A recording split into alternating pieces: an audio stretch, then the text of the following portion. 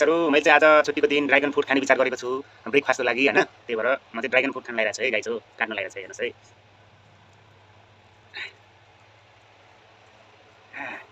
हेर्नुस् है गाइस हो ड्रागन फ्रुट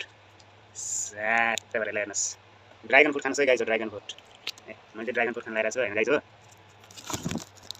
खान लागिरहेको छु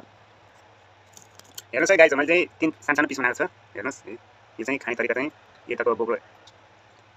यसरी खुल्याउने यतामा यसरी खुल्याउने खाने यसरी हेर्नुस् है एकदम मिठो छ ड्रागन फ्रुट हो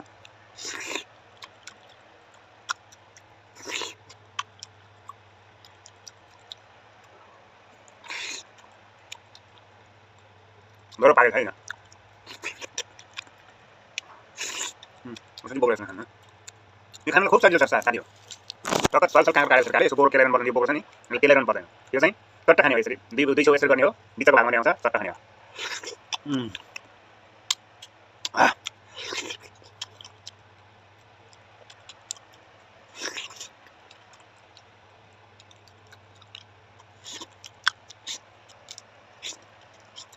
एउटा यसको 10 रुपैयाँ पर्छ हो गाइस 10 रुपैयाँ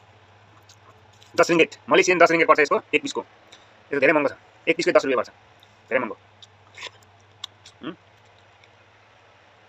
धेरै मिठो छ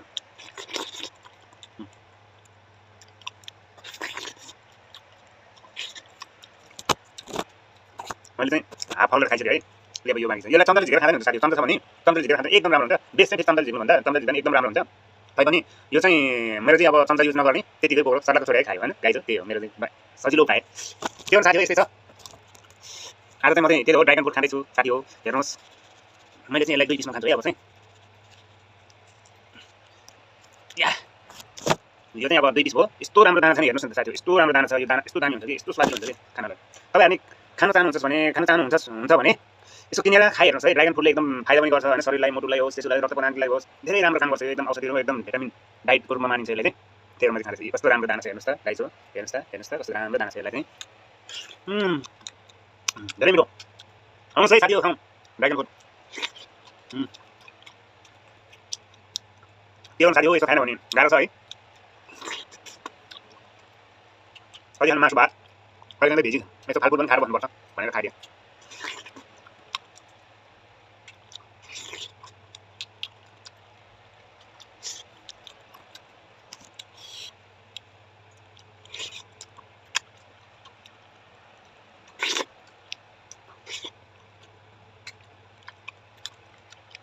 एकदम घिउ खाएर सुन्दै साथी हो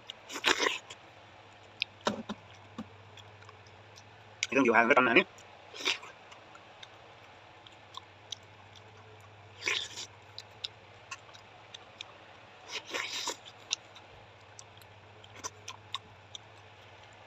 खाइसक्नु कस्तो राम्रो दाना हुँदैछ आज पनि हेर्नु खान स्वाद हुँदैन यसको त्यही भएर गाइस हो कलेजमा आउने बेलामा केरा खानुपर्छ होइन डाइटिङ हेरेर कस्तो दाएको छ के गर्नु गाइस हो यस्तै छ जिन्दगी है कति खानु मासु भात मात्रै कति खानु के यसो कहिले केरा पनि खानुपर्छ फालफुलहरू भनेर केराहरू म चाहिँ हप्तामा 2-3 चोटि खाइरहन्छु कि त्यही भएर साथी हो के गर्नु साथी हो केरा खानु भने त गाह्रो छ त एनर्जी बढाउनु पर्यो नि त फालफुल खाएर होइन र मिठो छ मलेसियामा के गर्नु साथी हो केरा पनि हेर्नुहोस् कत्रो यो त म मुखमै आउँदैन हो साथी हो केरा यस्तो ठुलो छ तर एकदम टेस्टी छ है फेरि हाम्रो उता नेपालमा पाउने घरयासी हुन्छ नि एउटा लोकल केरा हुन्छ नि सेम त्यस्तै छ कि लोकल हो कि यो चाहिँ यतैको मले लोकल बनाना यो चाहिँ है साथी हो सानो छ मले लोकल सानो छ नि त ठुलो आउँछ विकासी वाला त्यो खासै मिठो हुँदैन हेरेर खानु सकिरहेको छ गाइस हो खानुपर्छ होइन जिन्दगी के छ मैले लाने खाने दुनियाँ हो साथीहरूलाई कतिजनालाई यस्तो केराहरू मनपर्छ भन्नुहोस् है आज हेर्नुहोस् पपाया छ मेरो डाइटिङ हो यो चाहिँ यो पपाया छ यसले चाहिँ अहिले नखाने अहिले एउटा सिँगै खाइसक्यो ड्रागन फ्रुट एउटा सिँगै खाइसक्यो केरा 3वटा खाइसक्यो अब यसको पाली चाहिँ अब भोलि पर्सि यो पाक्न पाकेको छ साथी हो यो एकदम मिठो हुन्छ यो चाहिँ अहिले एक्लै खाइसक्यो भने साथीहरू भाइहरू भएर खानुपर्छ हेर्नुहोस् है खाइसो खानु भ्याउनुहोस् है छ हेर्नुहोस् लोकल बनाना मलेसियन लोकल तपाईहरु खानु इच्छुक हुनुहुन्छ भने खानुस् है मलेसियामा मासु भात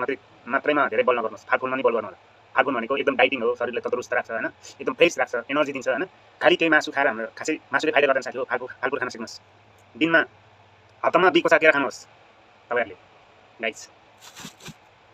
एक पपाया छ त्यो काँडो बोकेर हिँड्छ यसरी गाइस यसरी ल ल बाई बाई गाइस मेरो भ्लगमा साथीहरुलाई यति नै भन्न चाहे हैन